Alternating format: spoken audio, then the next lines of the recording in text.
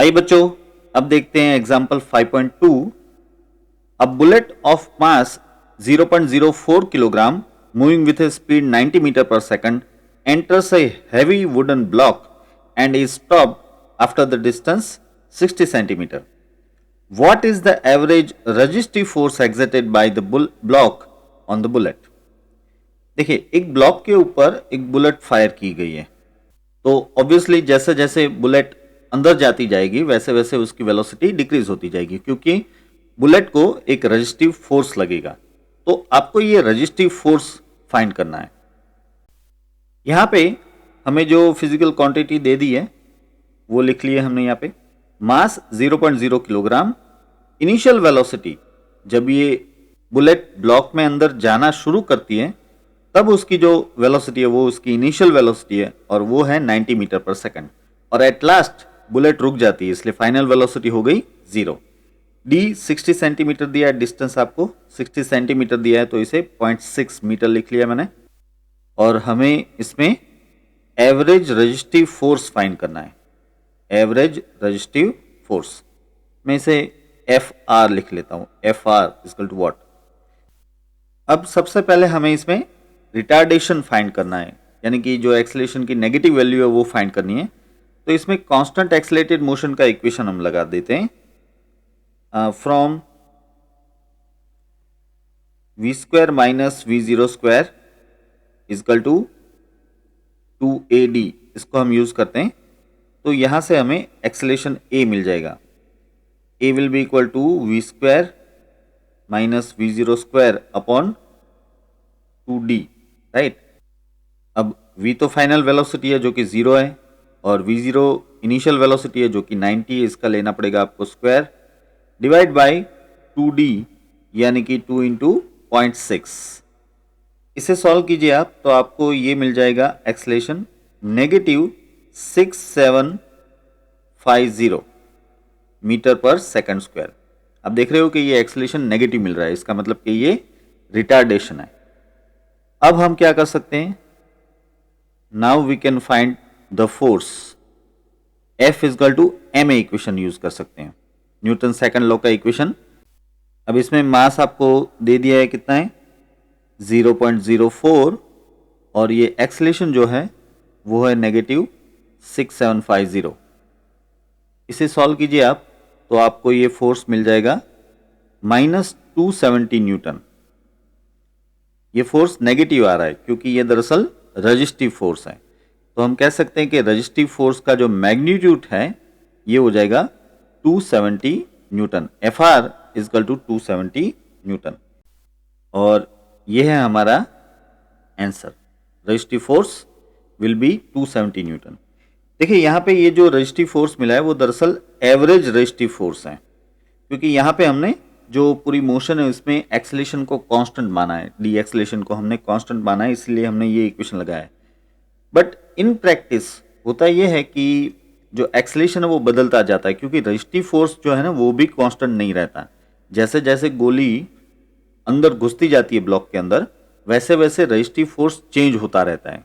लेकिन हमने यहाँ पे इनिशियल से लेके फाइनल तक के लिए रेजिस्टिव फोर्स फाइंड किया है, तो ये रेजिस्टिव फोर्स हमें एवरेज मिल रहा है। तो एवरेज वैल्यू के तौर पे ये आंसर सही है। एवरेजली जो रेजिस्टिव फोर्स लग रहा होगा 270 न्यूटन ही होगा। चलिए अब देखते हैं example 5.3। The motion of a particle of mass m is described as y equal to ut plus 1/2 gt square.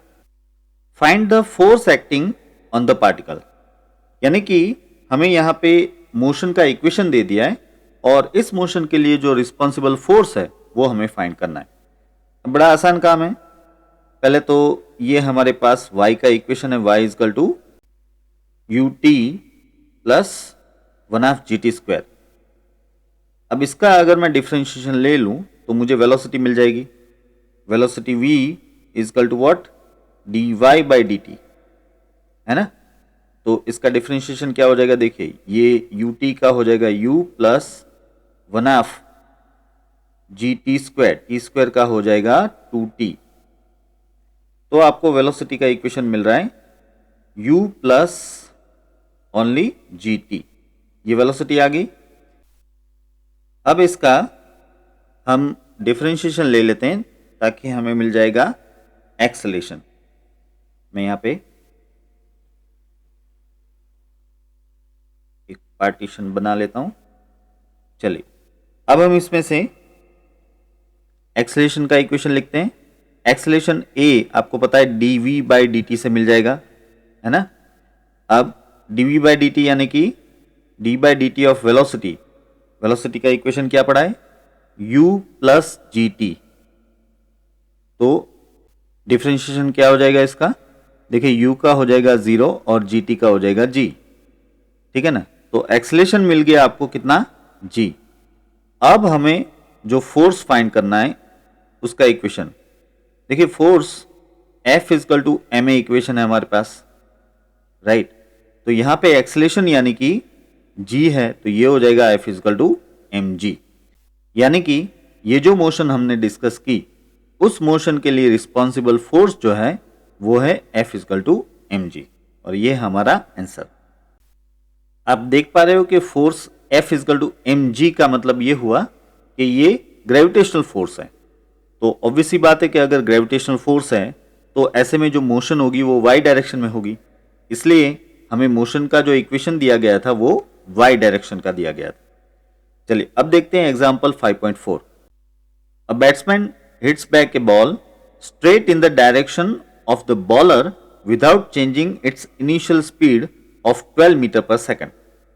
If the mass of the ball is 0.15 kg, determine the impulse imparted to the ball. Assume linear motion of the ball. देखिए बहुत ही अच्छा example है। यहाँ पे एक batsman अपनी ओर आने वाले 12 मीटर पर सेकंड की स्पीड से आने वाले एक बॉल को वापस बॉलर की डायरेक्शन में उसी स्पीड से मार देता है।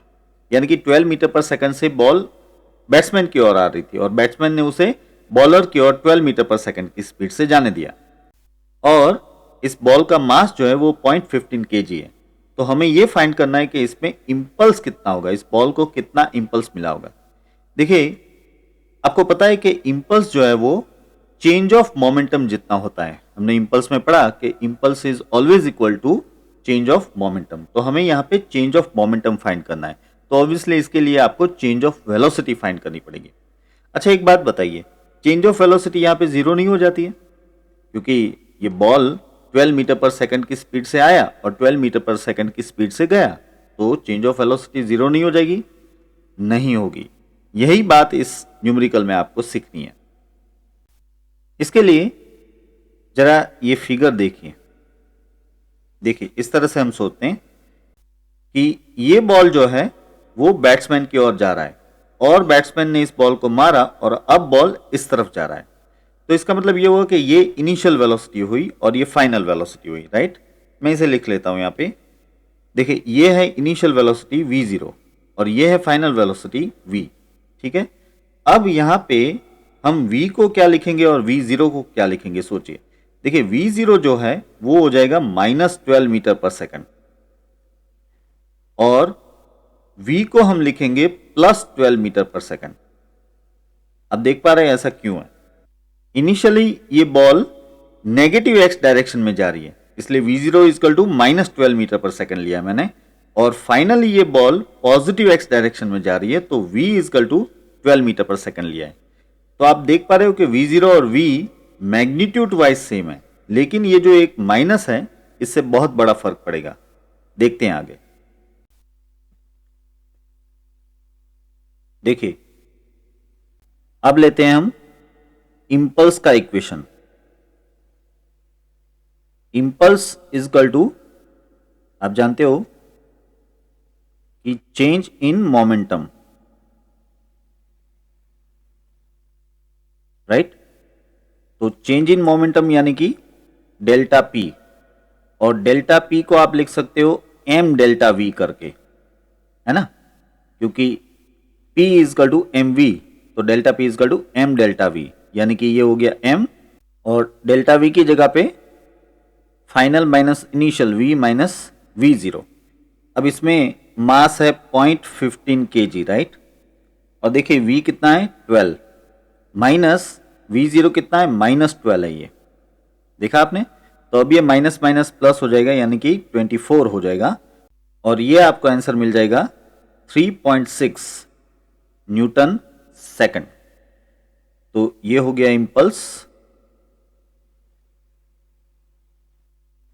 3.6 न्यूटन सेकंड, ये हमारा आंसर। आपको पता है कि इंपल्स का यूनिट न्यूटन सेकंड भी लिख सकते हैं और किलोग्राम मीटर सेकंड इनवर्स भी लिख सकते हैं। इस न्यूमेरिकल में एक बात सीखने लायक, देखिए वैसे इंपल्स का इक्वेशन क्या है, एफ डेल्टा टी, राइट। लेकिन यहां पे अगर हम एफ डेल्टा टी से फाइंड करने की कोशिश करें तो बड़ा मुश्किल हो जाएगा, क्योंकि इसमें जो डेल्टा टी है, टाइम इंटरवल जो है, कौन सा टाइम इंटरवल, जब तक बॉल पे बैट से फोर्स लगता है वो टाइम इंटरवल। तो वो टाइम इंटरवल फाइंड करना बहुत ही मुश्किल है, क्योंकि ये टाइम इंटरवल मिली सेकंड में होगा। आप सोचिए, जब तक बॉल और बैट का कांटेक्ट रहा हो उतना टाइम हमें फाइंड करना है, तो ये टाइम फाइंड करना बड़ा मुश्किल होता है। इसलिए एफ डेल्टा टी से इंपल्स फाइंड करना मुश्किल है, लेकिन चेंज ऑफ मोमेंटम से इंपल्स हम इजीली फाइंड कर सकते हैं। चलिए अब देखते हैं नेक्स्ट एग्जांपल 5.5। ये बड़ा इंटरेस्टिंग एग्जांपल है। एक तरह से इसमें न्यूटन सेकंड लॉ और न्यूटन थर्ड लॉ दोनों का यूज हुआ है। देखिए question, two identical billiard balls strike a rigid wall with a same speed but at different angles and get reflected without any change in speed as shown in this figure। देखिए यहां पे ये wall है और यहां से एक ball को हिट किया जाता है, ये बिलियर्ड बॉल को ऐसे हिट किया जाता है u वेलोसिटी से, तो वो वापस u वेलोसिटी से बाउंस बैक होता है। और यहां पे ये जो दूसरी फिगर है, इसमें ये बिलियर्ड बॉल को इस नॉर्मल के साथ 30 डिग्री एंगल पे हिट किया जाता है, तो यहां पे ये 30 डिग्री एंगल के साथ वापस रिफ्लेक्ट होता है, और इस रिफ्लेक्टेड बॉल की स्पीड भी u जितनी है। इन दोनों ही केस में जो बॉल रिफ्लेक्ट होता है उसकी स्पीड u ही रहती है, चेंज नहीं होती, आप देख पा रहे हो, सिर्फ डायरेक्शन चेंज हो रही है। तो what is the direction of the force on the wall due to each ball. याद रखिए, आपको वॉल के ऊपर लगने वाला फोर्स, उसकी डायरेक्शन फाइंड करनी है, एक बात। दूसरी बात, the ratio of the magnitudes of impulses imparted to the balls by the wall, यानी कि इन दोनों ही केस में बॉल को जो इंपल्स लगा है उसका रेशियो लेना है, उसके मैग्नीट्यूड का आपको रेशियो लेना है। चलिए सबसे पहले तो हमें यह फाइंड करना है कि इस वॉल पे लगने वाले फोर्स की डायरेक्शन क्या है। देखिए वॉल पे लगने वाले फोर्स की डायरेक्शन दरअसल वॉल पे लगने वाले इंपल्स की डायरेक्शन में ही होगा, राइट। तो हम इस वॉल पे लगने वाला इंपल्स फाइंड करेंगे, लेकिन वॉल पे लगने वाला इंपल्स जो है वो अपोजिट डायरेक्शन में होगा, किसके, बॉल पे लगने वाले इंपल्स के। जो बॉल पे इंपल्स लगेगा उसके अपोजिट डायरेक्शन में वॉल पे इंपल्स लगेगा। तो मैं क्या करता हूं कि जो बॉल पे इंपल्स लग रहा है उसे फाइंड कर लेता हूं, क्योंकि बॉल पे जो इंपल्स लग रहा है उसे फाइंड करना आसान है, वो चेंज ऑफ मोमेंटम से ही मिल जाता है। बॉल का जो चेंज ऑफ मोमेंटम है वही बॉल पे लगने वाला इंपल्स होगा, राइट। तो हम वहीं से शुरू करते हैं।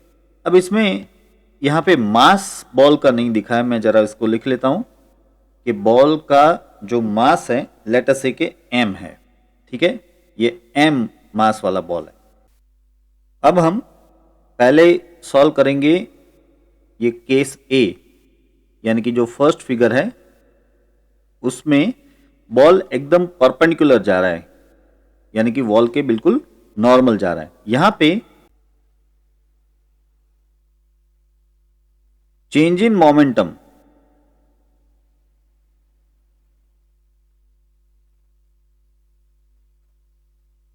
ऑफ द बॉल, जिसको हम डेल्टा पी कह सकते हैं, या फिर more specifically delta p x कह सकते हैं।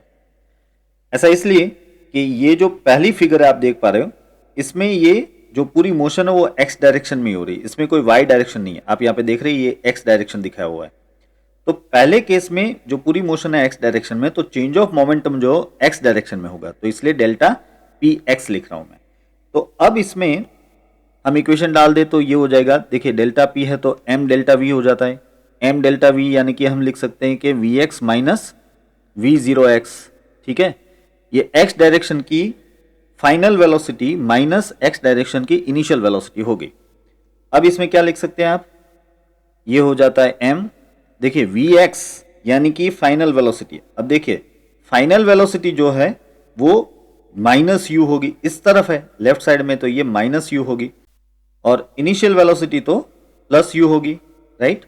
तो हम लिख सकते हैं यहां पे vx यानी कि माइनस यू, और ये माइनस vox यानी कि सिर्फ u, तो ये हो जाएगा माइनस 2mu, राइट। ये आपको दिख रहा है कि भाई पहले केस में बॉल का change of momentum minus 2mu है। अब ये चेंज ऑफ मोमेंटम ही दरअसल इंपल्स ऑन बॉल है, तो हम लिख सकते हैं so impulse on ball will be minus 2mu।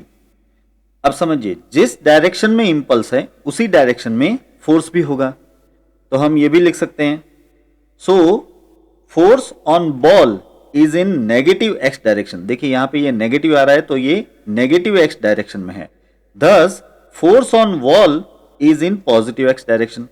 इसे समझिए आप, ये जो इंपल्स है वो नेगेटिव एक्स डायरेक्शन में है, यानी कि जो फोर्स है इसके ऊपर, बॉल के ऊपर जो फोर्स है वो नेगेटिव एक्स डायरेक्शन में है, तो फिर वॉल के ऊपर, दीवार के ऊपर जो फोर्स है वो पॉजिटिव हो जाएगा, यही लिखा है यहां पे। So force on ball is in negative x direction and thus force on wall is in positive x direction. देखिए ये हमारा पहला आंसर हो गया कि हमें किस डायरेक्शन में, वॉल पे किस डायरेक्शन में फोर्स लग रहा है वो फाइंड करना था। और इसे भी याद रखिएगा आप कि इंपल्स कितना है, क्योंकि इसका हमें रेशियो लेना है। अब हम आगे बढ़ते हैं केस बी की ओर। इसके लिए मुझे केस बी की फिगर वापस यूज करनी पड़ेगी। मैं यहां पे ये फिगर ले लेता हूं, देखिए इस तरह से है।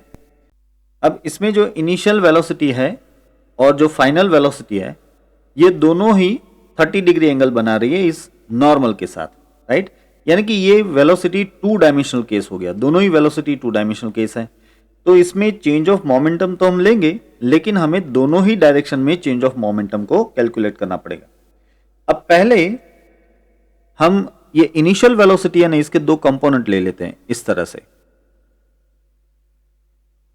देखिए अगर ये एंगल 30 है तो ऑब्वियसली ये एंगल भी 30 हो जाएगा, यहां पे ये एंगल 30 हो गया, तो फिर जो x कंपोनेंट है ये हो जाएगा u cos 30, और जो y कंपोनेंट है वो ऑब्वियसली हो जाएगा u sin 30। ठीक है, ये इनिशियल वेलोसिटी की बात हो गई। अब जो फाइनल वेलोसिटी है इसके भी दो कंपोनेंट हम ले सकते हैं। देखिए ये जो u है इसके दो कंपोनेंट हम ऐसे ले लेंगे, मैं यहां पे दिखा देता हूं इसको, ये मैं अलग कलर से लेता हूं ताकि आपको ये दिख जाए अलग से। ये हो गया x कंपोनेंट, और इस तरफ ये हो जाता है y कंपोनेंट। ठीक है, अब x कंपोनेंट क्या हो जाएगा इसमें, x कंपोनेंट हो जाएगा u cos 30, और जो y कंपोनेंट है ये हो जाएगा u sin 30। ठीक है, अब हम इसमें डायरेक्शन को भी कंसीडर करना चाहते हैं, इसलिए प्लस और माइनस को भी देखना पड़ेगा। देखिए ये माइनस एक्स डायरेक्शन है और ये माइनस वाई डायरेक्शन है, तो ऑब्वियसली ये दोनों ही नेगेटिव आएंगे। ये हो जाएगा माइनस यू कॉस 30 और ये हो जाएगा माइनस यू साइन 30। इसी तरह से यहां पे कंपोनेंट देखिए, ये पॉजिटिव एक्स डायरेक्शन है तो ये तो पॉजिटिव रहेगा, लेकिन ये नेगेटिव वाई डायरेक्शन है तो इसे भी आपको नेगेटिव लेना पड़ेगा, तो ये हो जाएगा माइनस यू साइन 30। राइट, अब हम चेंज ऑफ मोमेंटम ले सकते हैं, लेकिन दोनों ही अलग अलग डायरेक्शन में लेने पड़ेंगे। चलिए पहले हम ले लेते हैं change in momentum in x direction, जिसको हम नाम दे देते हैं डेल्टा पी एक्स करके। ठीक है, अब डेल्टा पी एक्स यानी कि क्या हो जाएगा इक्वेशन, m और v x minus v zero x. ठीक है, final velocity minus initial velocity x direction में। अब इस पे से डेल्टा पी एक्स का इक्वेशन ऐसे लिख सकते हैं, ये m, अब देखिए वी एक्स यानी कि एक्स डायरेक्शन में फाइनल वेलोसिटी, ये फाइनल वेलोसिटी है, और उसमें एक्स डायरेक्शन की फाइनल वेलोसिटी ये है माइनस यू कॉस 30। मैं लिख देता हूं यहां पे माइनस u cos 30 और फिर आएगा माइनस v0x यानी कि x डायरेक्शन में इनिशियल वेलोसिटी। अब देखिए x डायरेक्शन में इनिशियल वेलोसिटी ये है u cos 30, तो ये आ जाएगा u cos 30, राइट। तो ये हो जाता है माइनस 2mu cos 30, ठीक है। अब हम y डायरेक्शन में चेंज ऑफ मोमेंटम लेंगे, change in momentum in y direction. देखिए इसको हम डेल्टा पी वाई करके लिखेंगे और ऑब्वियसली ये हो जाएगा m into v y minus v0y, right. तो इससे इसका इक्वेशन क्या बन जाएगा समझिए, ये delta p y equal to m। अब देखिए वी वाई यानी कि y डायरेक्शन में फाइनल वेलोसिटी। अब y डायरेक्शन में फाइनल वेलोसिटी ये है माइनस यू साइन 30, मैं लिख लेता हूं माइनस यू साइन 30, फिर माइनस वी ओ वाई यानी कि y डायरेक्शन में इनिशियल वेलोसिटी। अब देखिए ये है y डायरेक्शन में initial velocity minus u sine 30, ये अभी माइनस यू साइन 30 और यहां पे ऑलरेडी एक माइनस है तो मैं इसको प्लस कर देता हूं प्लस यू साइन 30, तब तो ये कैंसिल हो जाएगा। तो इसका मतलब ये हुआ कि delta p y equal to मिल रहा है 0। इसका मतलब कि y डायरेक्शन में मोमेंटम चेंज नहीं हुई है, जबकि x डायरेक्शन में मोमेंटम चेंज हुई है और वो है माइनस 2mu cos 30। अब इम्पल्स ये चेंज ऑफ मोमेंटम जितना ही होता है तो इसका मतलब ये हुआ कि इम्पल्स इतना ही होगा। मैं यहां पे लिख देता हूं कि इम्पल्स ऑन बॉल ये कितना हो जाएगा, ये हो जाएगा माइनस 2mu cos 30 जितना, राइट। इसे आपको याद रखना है क्योंकि हमें ये एक आंसर के तौर पे लेना है, मीन्स इसका रेशियो लेना है। अब यहां पे एक बात देखिए आप कि इंपल्स ऑफ बॉल जो है वो माइनस आ रहा है, नेगेटिव डायरेक्शन में आ रहा है। इसका मतलब ये हुआ कि बॉल के ऊपर जो फोर्स लग रहा है वो नेगेटिव डायरेक्शन में लग रहा है, क्योंकि इंपल्स की डायरेक्शन में ही हमेशा फोर्स की डायरेक्शन भी होती है। तो यहां पे बॉल पे जो फोर्स लग रहा है वो नेगेटिव डायरेक्शन में लग रहा है। तो न्यूटन्स थर्ड लॉ के अनुसार हम कह सकते हैं कि बॉल के ऊपर जो फोर्स लग रहा है वो पॉजिटिव एक्स डायरेक्शन में लग रहा होगा, ठीक है। तो ये हम कंक्लूड कर लेते हैं कि force on ball is in negative x direction and so force on wall is in positive x direction. हमें ये फाइंड करना था कि फोर्स ऑन वॉल किस डायरेक्शन में है, तो यहां पे ये मिल रहा है इन पॉजिटिव एक्स डायरेक्शन। आपने देखा कि आगे के केस में भी जो फोर्स लग रहा था वॉल के ऊपर वो पॉजिटिव एक्स डायरेक्शन में ही था, यहां भी वो पॉजिटिव एक्स डायरेक्शन में है। अब जो लास्ट आंसर हमें फाइंड करना है वो है इन दोनों ही इंपल्स का रेशियो, और वो भी मैग्नीट्यूड का रेशियो ऑफ इंपल्स। अब ये कितना हो जाएगा, देखिए पहले केस में हमें जो इंपल्स मिला था वो माइनस 2mu था, लेकिन यहां पे तो हमें मैग्नीट्यूड ही लेना है तो मैं लिख देता हूं 2mu, और ये दूसरे केस में हमें मैग्नीट्यूड मिल रहा है 2mu cos 30। तो 2mu तो कैंसिल हो जाएगा, cos 30 यानी कि √3/2, ये √3/2। इसे इन्वर्स करके ले ले तो ये आंसर हो जाता है 2/√3, और इसे हम सॉल्व करें तो आंसर ऑलमोस्ट आ जाएगा 1.2 करके, ठीक है। तो ये 1.2 है हमारा आंसर। इन दोनों ही इंपल्स का रेशियो आपको मिल रहा है 1.2 जितना, ठीक है। तो अब ये लेक्चर हम यहीं पे समाप्त करते हैं। आशा रखता हूं कि ये सारे न्यूमेरिकल आपको समझ में आए होंगे, और साथ ही बता दूं कि वैसे तो ये इलस्ट्रेटेड न्यूमेरिकल हैं, फिर भी इन सारे न्यूमेरिकल्स के पीडीएफ की लिंक मैंने डिस्क्रिप्शन में रख दी है, आप उसे डाउनलोड कर सकते हैं। लेकिन मेरा सजेशन और रिकमेंडेशन ये है कि आप वीडियो लेक्चर देख के उस पे से ही अपनी एक नोट अलग से खुद बनाइए, क्योंकि जो आप समझते हो वही अगर आपने लिखा हुआ है तो वो आपको आसानी से याद रह सकता है और आपको रिवाइज करने में भी बड़ी आसानी रहेगी। तो पीडीएफ पीडीएफ है, लेकिन आपकी नोट वो आपकी नोट है।